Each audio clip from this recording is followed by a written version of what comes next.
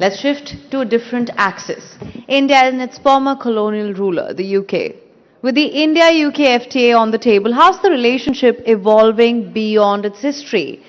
From cricket pitches to strategic partnerships, how are London and New Delhi navigating a multipolar world? Let's look beyond the Raj in India-UK relations. Please welcome General Sir Nick Carter, GCB CBDSO ADC General, former Chief of the Defence Staff, UK, in conversation with Bodhisattva Ganguly and Nalin Mehta for a session on Old Friends, New Foundations.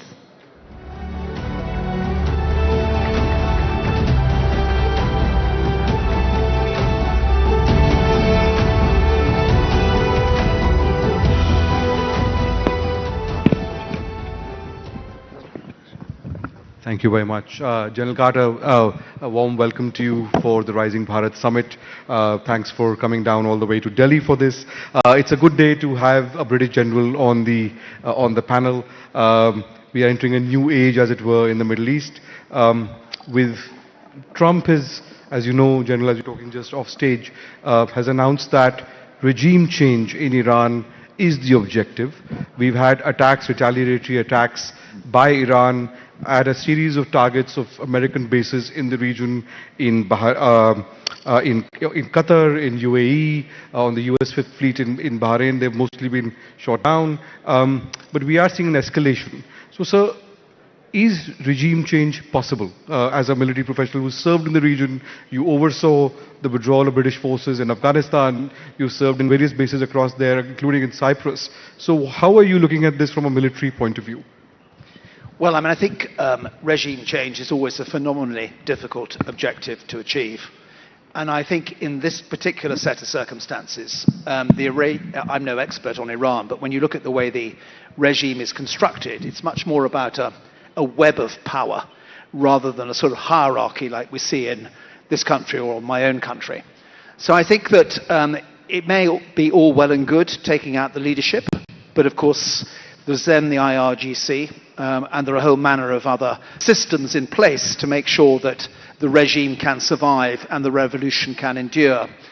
So I think unless there is a genuinely popular uprising where people overcome the potential fear that the regime uses to remain in power as well, I think it will be phenomenally difficult to see it happen. Now, some of the military objectives I think may well be achievable. The idea of writing down Iran's ballistic missile program, I'm sure, is achievable up to a point. It's interesting that despite the obliteration last June of the nuclear program, we're going back for more, so there must be something to be done there. And then, of course, there's the question of Iran's proxies, and we've not yet seen attacks by the proxies on US bases in the region, but my guess is that US bases in Iraq will be on a very high alert at the moment, and I suspect something will happen in northern Syria as well. I think the question, of course, is, does this lead to a much wider regional conflagration? And that, of course, is what this country and my country are looking in on at the moment with some concern.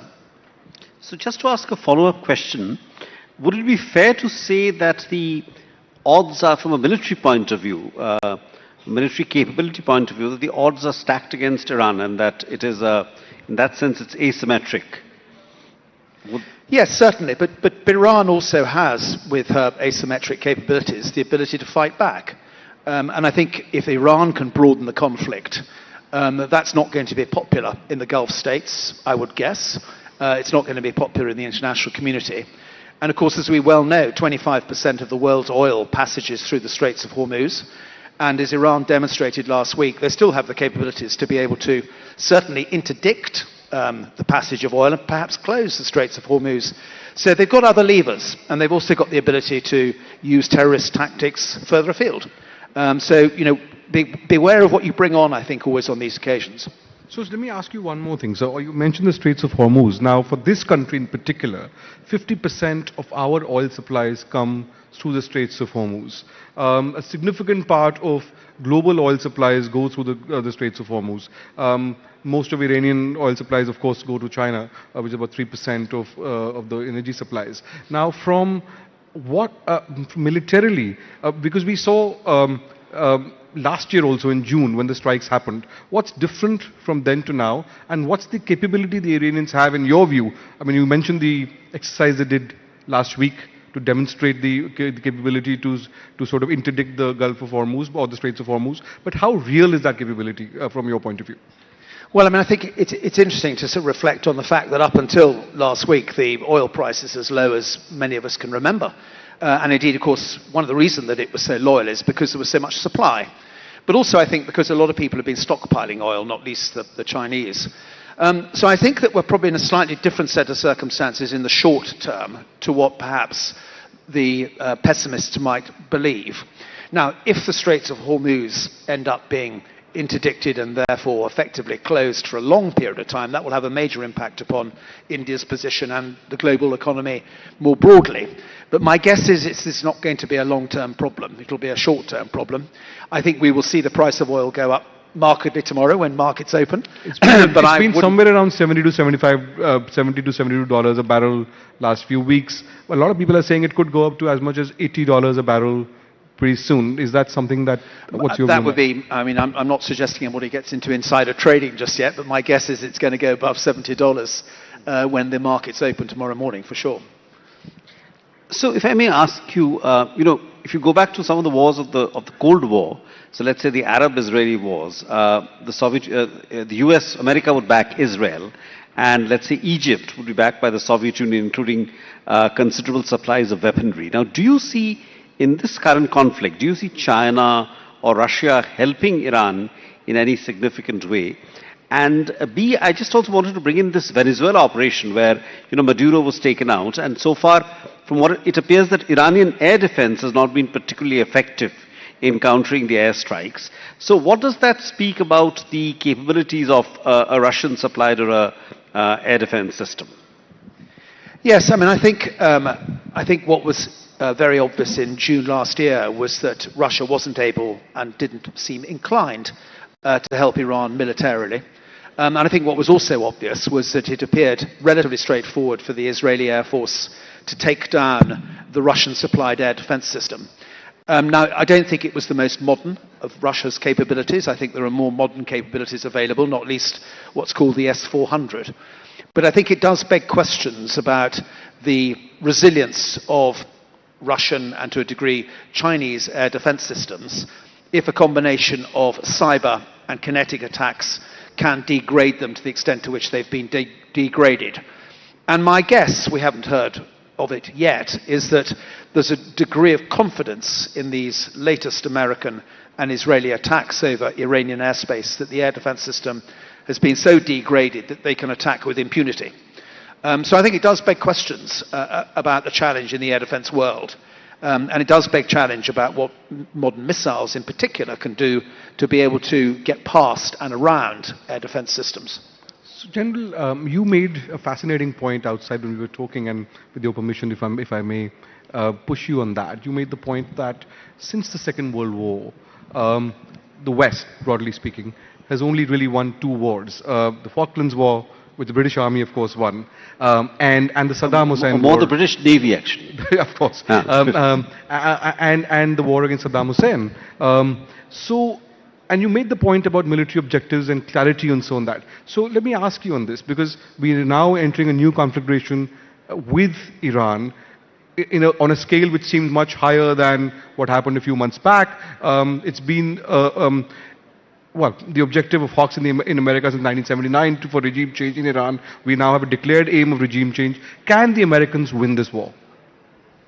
Well, I mean, the word win, of course, is a provocative word because it implies defeat and victory and so on and so forth, and it implies the achievement of the objective.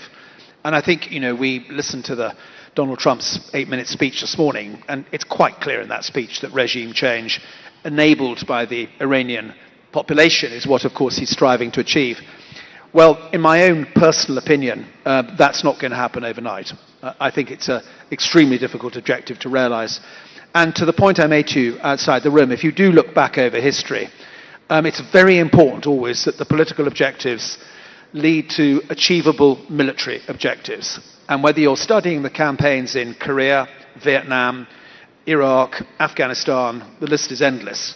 you will pretty quickly determine that the political objectives didn't match the military objectives. And the upshot of all of that was that there was no victory.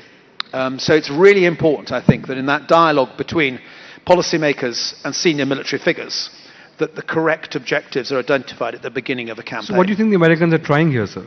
Sorry? So what do you think the Americans are trying here at the moment? What's the best case scenario? What are the Americans trying to do? Well, I mean, I think we haven't got much to go on. I mean, we've heard what Donald Trump said this morning. But I think most people looking in on this will be questioning the extent to which regime change, if that's the objective, is feasible. And I suspect that the reason some people have been resigned early from positions close to the military advisors may well be an indication that there are other people who are concerned as to whether or not this will happen. But, you know, we saw the pressure that he placed on Venezuela. We saw the removal of President Maduro. And I suspect he believed that that was a victory. And that that's going in the direction he wants it to go in. So it may well be that he fundamentally believes this is achievable and deliverable. And I guess that we all have to give people the benefit of the doubt for a while. So do you think, in fact, I just want to take you up on that point. Do you think that they could follow the Venezuelan model where obviously Maduro's successor does appear to be cooperating with the US in a very significant manner? In fact, it's been said that they're even negotiating with the Cuban leadership. So do you think a part of the Iranian leadership could possibly cooperate or come in line with an American vision of the world after a 7-day or a 10-day campaign? Do you think that's the game here? Personally, no. I think they are two completely different scenarios. And of course, there were insiders, I think, around Maduro who eventually sold him down the river, which is why the operation was so successful. I think that's most unlikely to be the case in the Iranian set of circumstances. General, you talked earlier about Iranian proxies, and for a long time militarily, that's been a big strategic bet the Iranians have made to have proxies everywhere from Hamas to right across to Syria and to Yemen. Those have been degraded over the last year significantly, but they remain strong in pockets. So what's your sense about the Iranian counter-response, if you like? What form or shape would that take beyond the immediate salvos we've seen today? Well, one of the problems you have if you declare regime change as your objective is that makes the war an existential problem for the regime that you've declared you want to remove. And that therefore means that I suspect for them it is a total war.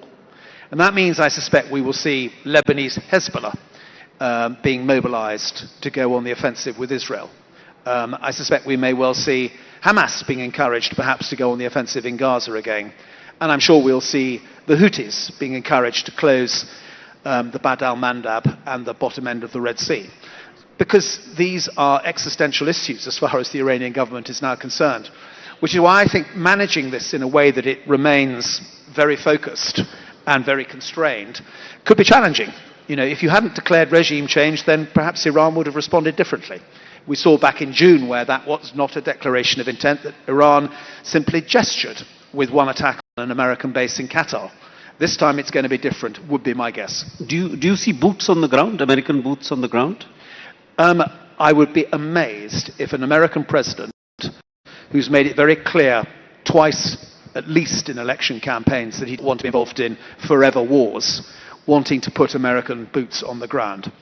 Doesn't mean that might not be the odd special forces operation, perhaps, but I would be amazed if there was anything more than that. I think it would be very difficult for him politically to do that. I want to ask you about the Trump doctrine, as it were.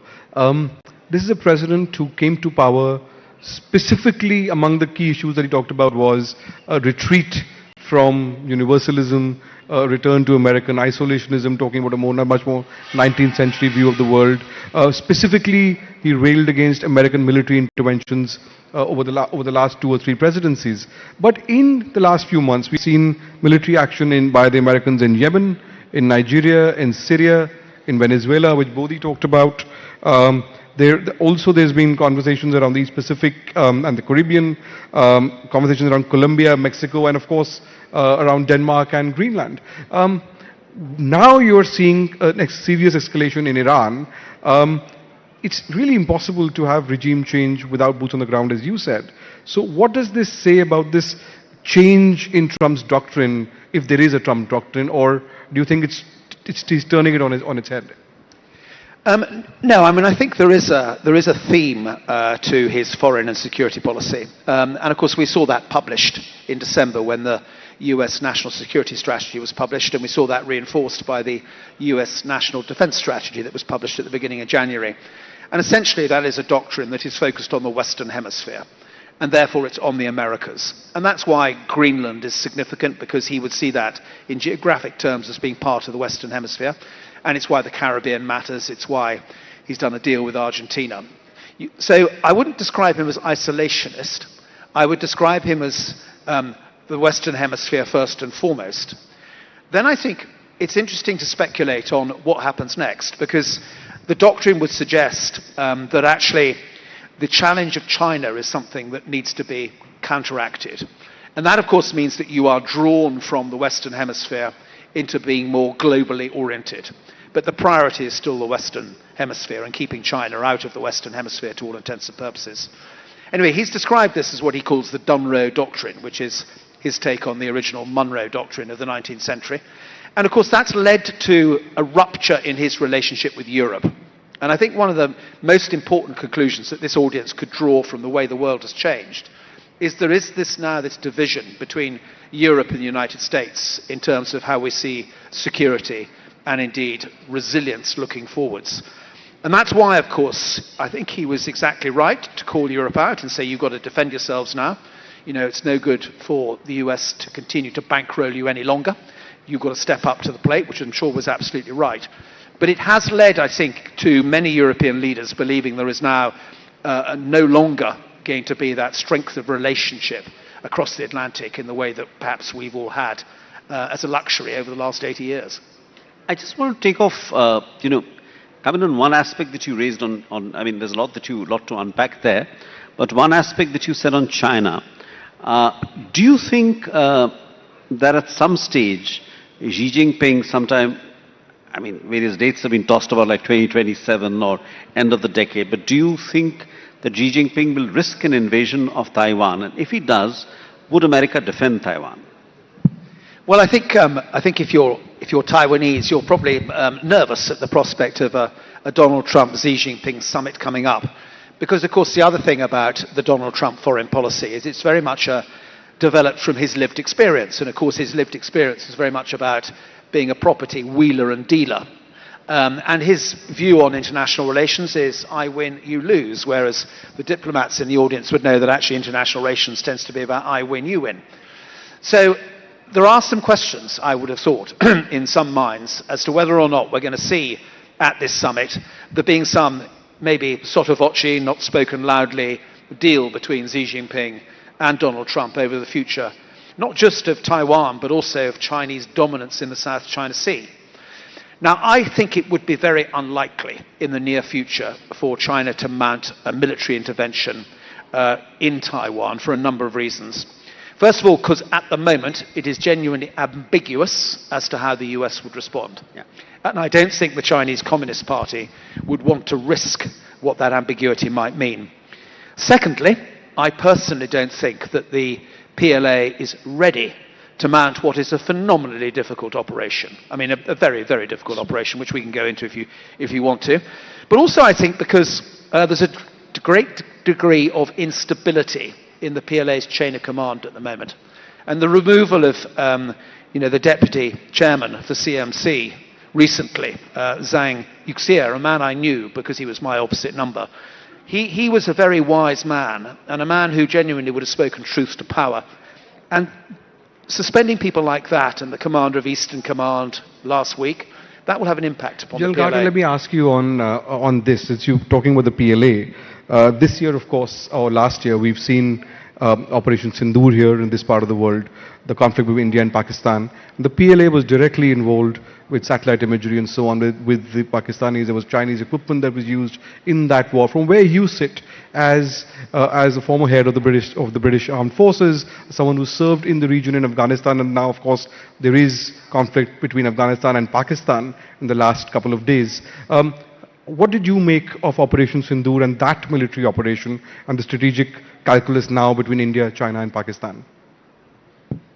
I think that it's probably been very useful for China to test some of their military technology with the Pakistanis, and I think the narratives vary. There's been a lot of talk that some of it was quite effective, and I don't know enough of the detail to be sure whether that is the case or not. But I do think it's worth reflecting for a while, given India's strategic position in relation to China, on the extent to which the PLA is an effective and competent military. And if you look back to some of the activity that's going on in the South China Sea, and in particular in what the Filipinos would call the West Philippine Sea, you'll recall that last August there was a collision between a Chinese warship and a Chinese Coast Guard vessel in pursuit of a Philippines Coast Guard vessel. And what was fascinating about that collision is in the 4 hours leading up to it, there was absolutely no radio traffic between the warship and the Coast Guard vessel. So no clear coordination or command and control. And what I think that tells you is that the PLA is a very stovepiped organisation. And I suspect not very capable at integrating land with air, with maritime, with cyber, with space, and all of the other ingredients that modern militaries need to be able to do if they want to conduct joint or multi-domain operations. And I'm sure there are lots of reasons why that's the case. And until the PLA is able to operate in an integrated way, they will not be as effective. So that's the point, that a number of observers, because we've seen now there are Pakistani officers now deployed in China, working closely with the PLA. But there is an argument that the NATO operations very well, how integrated in the past European militaries and the Americans have been. There is a view that the Chinese are still some distance away from it, although a lot of help is being in terms of jointness, joint integration, because India faces a two-front threat really, and that's a real threat now for the last year or so. What's your view on that? The last time they fought a war was in 1979. Yeah, and I think, Zhang Yuxia, who I talked about a moment ago, he was very proud when he first met me to tell me that he was the only officer in the PLA with combat experience, which he'd earned in their defeat in Vietnam in 1979. And there's no doubt about it. Armies, navies, air forces, they need combat experience. Because until you've actually had that combat experience, it's very difficult to understand how the military instrument should be used, and indeed its limitations. And that is another reason why I think the demise of Zhang Yuxia is sad, because he's somebody who understood how risky combat is and the effect and the nature of war, which we know never really changes. So I think that the PLA will be hungry to get experience. The question, of course, is how they obtain that experience. So why is Xi sacking so many of his generals? What is the motivation behind these actions? Well, of course, the narrative is that they're all corrupt and they need to be hounded from power as a result of being corrupt. I think it's probably more complicated than that, and I'm going to speculate, and I would like Mr. Chatham to be sitting over the top of what I'm saying, but I know he's not. I suspect that probably President Xi Jinping, for whatever reason it was, felt slightly threatened by some of these powerful figures. Can I ask you something about Pakistan? And what's happening in relation to what's happening in the Gulf right now. There are reports that some American aircraft took off from bases in Pakistan for these airstrikes. Of course, there's been a complete shift in the US-Pakistani relationship since Operation Sindoor with Field Marshal Munir pledging all full allegiance to Donald Trump. Pakistan was persona non grata, is now back on the diplomatic table. It's supporting Trump for a Nobel Peace Prize, so on and so forth. But Pakistan has also been made part of the deal of Trump's peace board, as it's called. So where do you see Pakistan's strategic positioning right now? Because they're trying to sort of run with the hounds and hunt run with the hare and hunt with the hounds. So where do you see the Pakistani strategic problem for positioning of the military right now?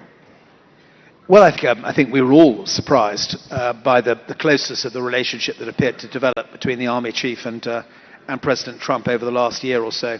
And I think, to your point about Pakistan's closeness to China, it does look quite contradictory in terms of a relationship. And again, I think one has to examine the motivations behind it. And I don't know the detail, but my guess some of the financial aspects to it are probably helpful from one side or the other, which may well be underpinning what we're seeing going on here. There are probably interests there. I don't know whether Pakistani bases has been used for operations. It may be that was necessary, given that I don't think Diego Garcia was made available by my own government for this operation in Iran. But I don't know the background, and I suspect it may well be possible.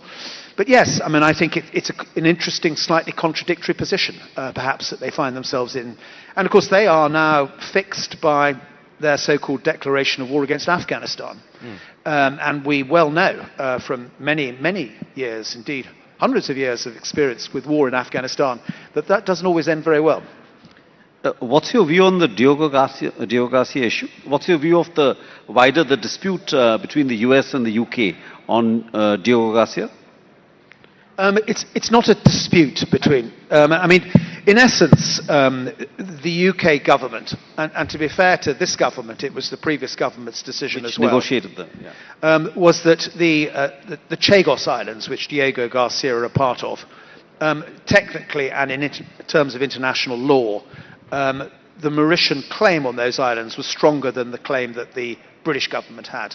And on that basis, if you are going to respect international law, it was very likely that there would be a claim filed in the International Court of Justice. And under the terms of UN law, that would have led probably to the Mauritians winning the claim. So the UK government's view was that in obeying international law, it would make sense to negotiate a deal with the Mauritian government on the basis of leasing it back over 99 years. Now, going back to the words that I think the Defence Minister used in my very seat here about 45 minutes ago, the answer is, in a world where might is right, you can see why perhaps President Trump took the view that possession is 9/10 of the law rather than leasing it back. So that, I think, is where the issue lies at the moment. So let me ask you something. Since you mentioned about Trump's doctrine of might is right. Now, there is a recalculation happening in Europe for the last year and a half. Because what Trump is doing is he's bringing down or putting the shutters down on the post-World War II order as it was designed, especially the military security architecture, the economic architecture, and all of that. Now a lot of European countries are now rearming. There's a whole thing of imagining a future without the Americans. The British, of course, have had a special relationship with the Americans. Where does that place Britain? And in a America-less security umbrella of Europe, because you've gone on record talking in the past about our armed forces have been hollowed out and the enemy knows it. How do you see India's role in beefing that up? And with the EU-UK agreement or the India-UK agreement, there's a lot of shift around the strategic partnership, around defense cooperation and so on and so forth. So as you enter this period of flux from a security point of view from Britain, where do you see India within that and your future of the defense of Britain post the Americans? Gosh, how long have we got? You raise a lot of issues there, and I'll see if I can tick as many off as possible. I think first and foremost, we should be in no doubt that Donald Trump, as I said earlier, was right to call out the other members of NATO, because don't forget it's not just European members of NATO, it includes Canada, for not spending enough on defence. I'm sure that was absolutely right. Second point I'd make is I don't think this means the end of NATO. It's interesting to recognise that the only time that Article 5 of the NATO treaty has ever been tabled was after 9/11, when all the members of NATO went to the help of the United States, and we all got involved in the so-called war against terror thereafter, and lost a lot of lives and spent a lot of treasure doing it. Now, I don't think NATO is dead by any stretch of the imagination. I just think it is being rebalanced in terms of the burden of effort and the burden of sharing within it. Now, what I do think, though, is relevant to all of this are some of the remarks that Prime Minister Mark Carney made at Davos in late January, when he talked about the so-called rules-based system no longer being a thing. And I think, to be realistic, it's probably been in decline ever since 9/11, for all sorts of reasons we don't need to go into now.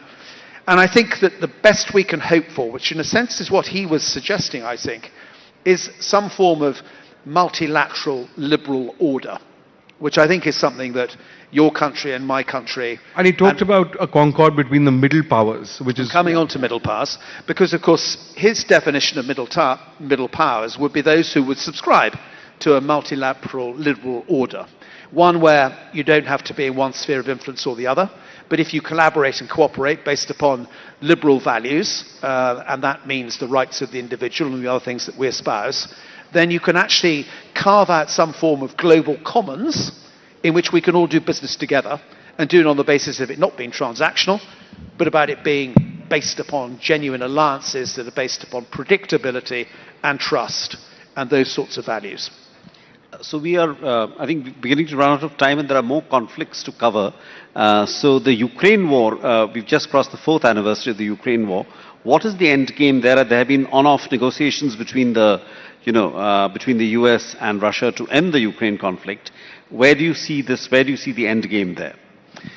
I think it's very difficult to see an obvious end game. I mean, what of course has been striking is that the Trump negotiating position has been very much based upon his lived experience, and I think the same experience of Mr. Witkoff, which is from the property world.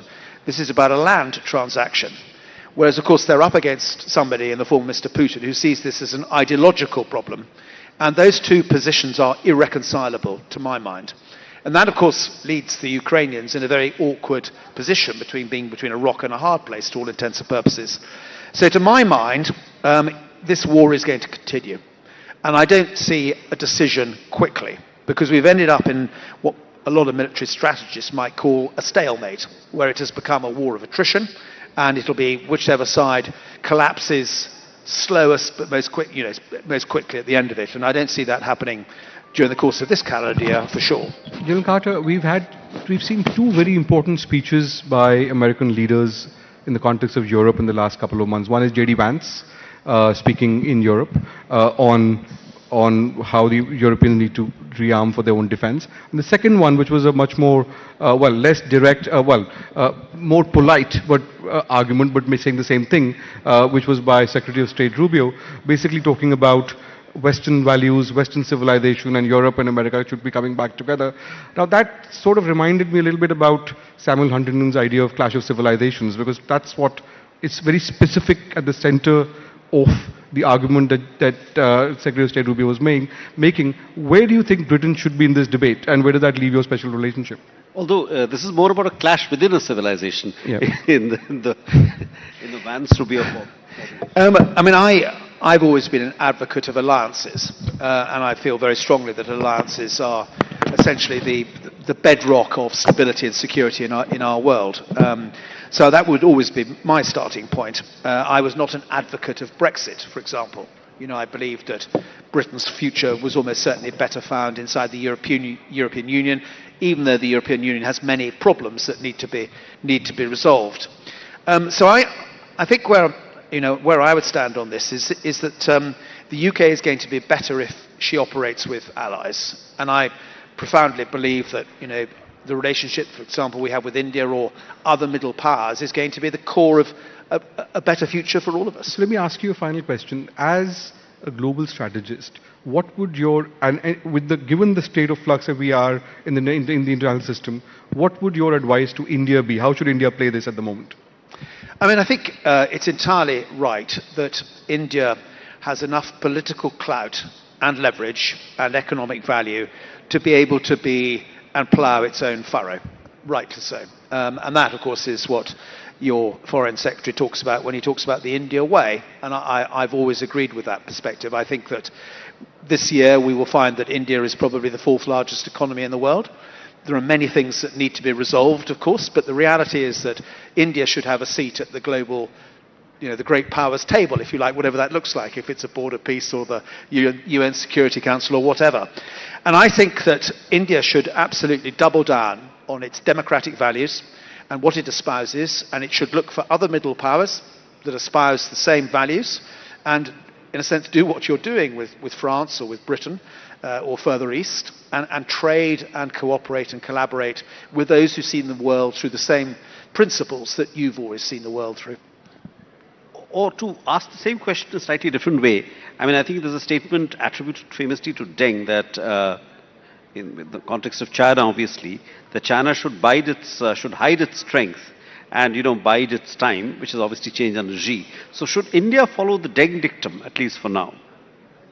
Sorry, should it The follow? Deng dictum where China should basically keep a low profile and, till its times comes in international affairs. A statement attributed to Deng Xiaoping.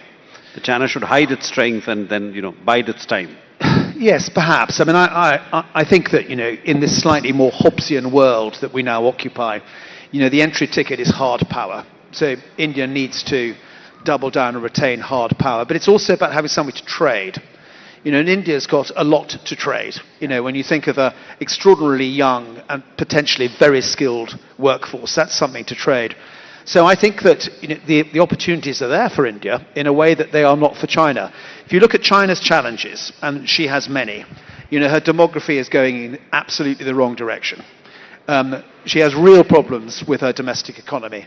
Household consumption only represents 35% of her GDP, whereas in India it's between 65 and 70% would be my guess. That's why they have to export so much. I think there are real opportunities for India which you need to double down on. Right, General Carter, we are totally out of time. Thank you so much for this freewheeling conversation. Ladies and gentlemen, a big hand for General Nick Carter.